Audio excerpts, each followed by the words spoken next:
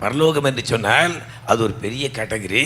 ஆனால் மணவாளன் மணவாட்டி என்கிற அந்த ஸ்தானம் மிக மிக முக்கியமான காரியம். கல்யாண வீட்டுக்கு எல்லாரும் வருவாங்க, அப்படிதானே? கல்யாண வீட்டுக்கு எல்லாரும் வருவாங்க. ஆனால் அந்த பொண்ணு வீட்டுக்காரங்க மாப்பிள்ளை வீட்டுக்காரங்க இருக்காங்களா, அந்த வீட்டில் அவங்க எவ்வளோ விசேஷம், அங்கே எவ்வளோ விசேஷம், அவங்க தான் முக்கியம், அப்படிதானே?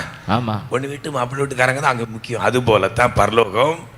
அந்த பரலோகத்திற்கு ஏராளமான ஜனங்கள் அவருடைய கிரிகளின்படி அவர்கள் அங்கே வந்து சேருகிறார்கள்.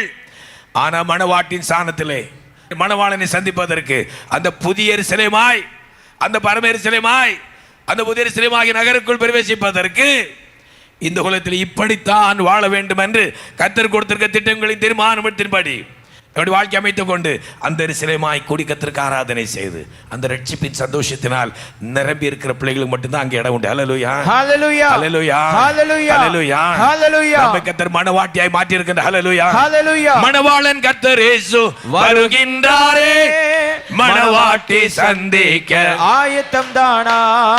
மணவாளன் கர்த்தர் இயேசு வருகின்றாரே, மணவாட்டி சந்திக்க ஆயத்தம் தானா?